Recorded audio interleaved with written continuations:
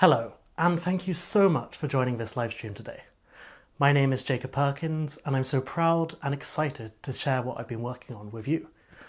Together with our special guest, the flautist Leila Houghton, the Francais Wind Trio, consisting of Dominic O'Sullivan on bassoon, Will Hammond on clarinet, and myself on oboe, will be playing both some well-known and some obscure Swedish music for wind quartet, arranged by me.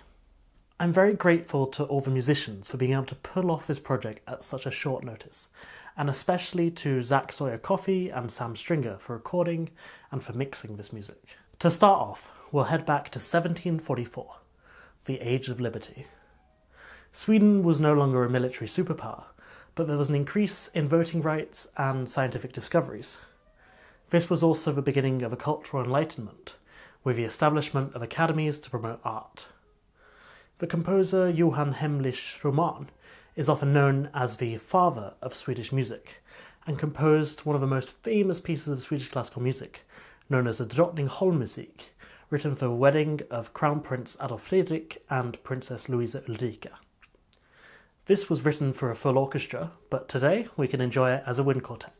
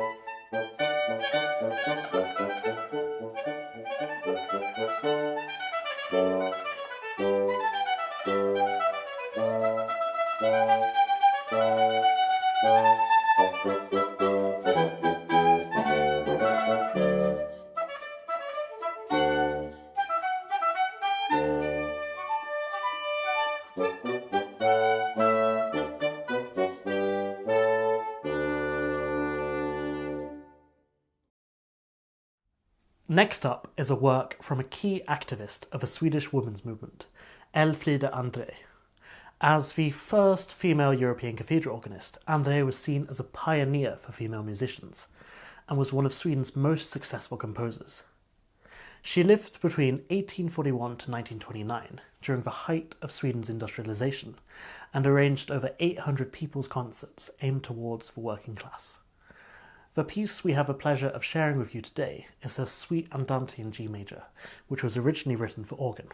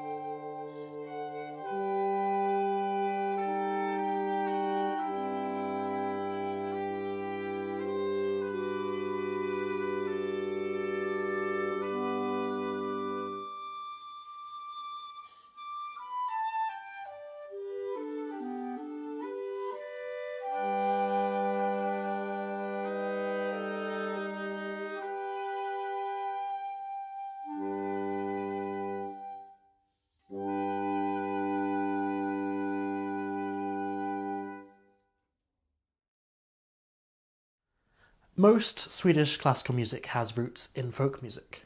Historically, each village would have a so-called spelman who learned a number of local folk tunes by ear, many known as visor. The next piece we will play for you is written by the 20th century composer Bertil Wallin, who wrote this lovely piece for organ named Pastoral and Small Passacaglia over a melody from Leksand, which is a town in the Dalarna region. Hats off to Dom on the bassoon for the length of some of the notes he manages to hold in this piece.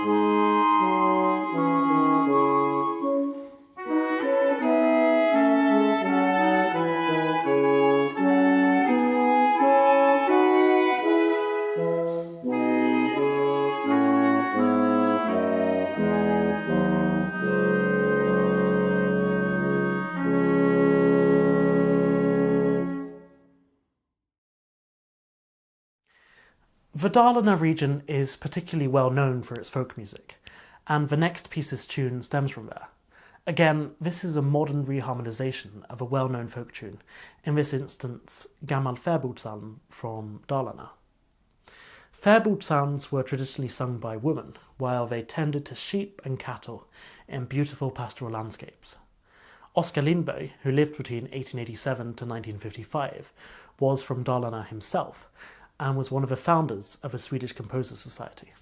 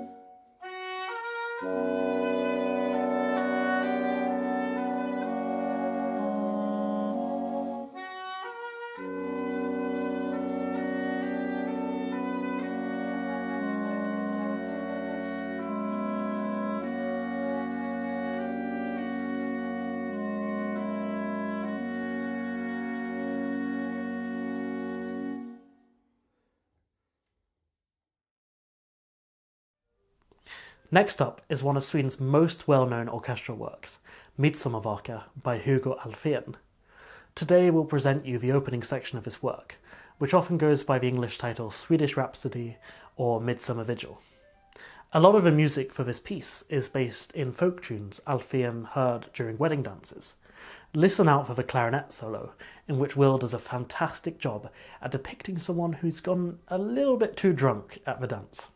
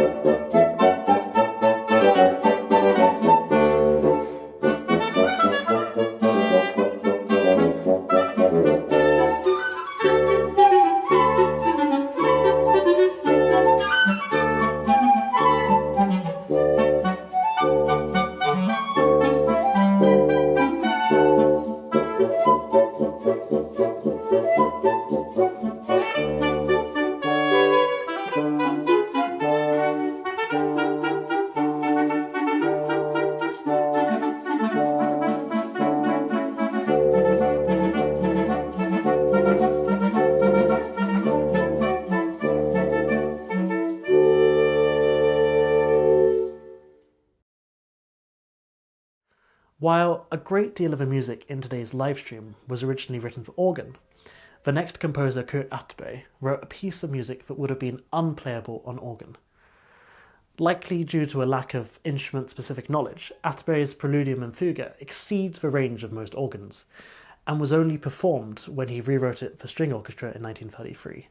While Kurt Atterbury is a particularly divisive musical figure due to his nationalistic views, he was a very important member of Swedish musical life, establishing both the Swedish Composers and Performing Rights Society.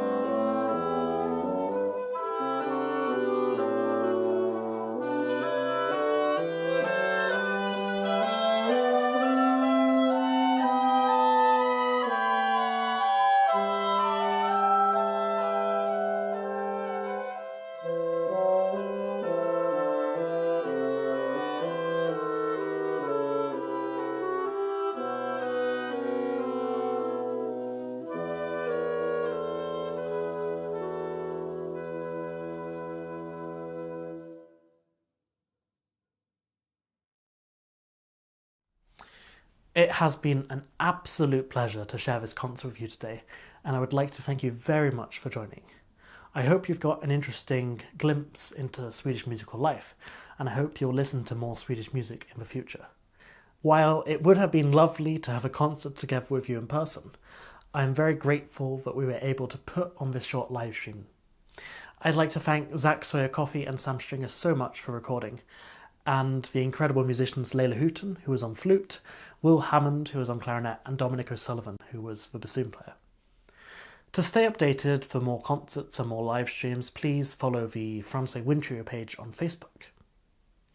To end this short concert, I'd like to present two piano pieces by Bro Beckman, which nostalgically represent two distinct emotions. Thank you for coming, and please enjoy.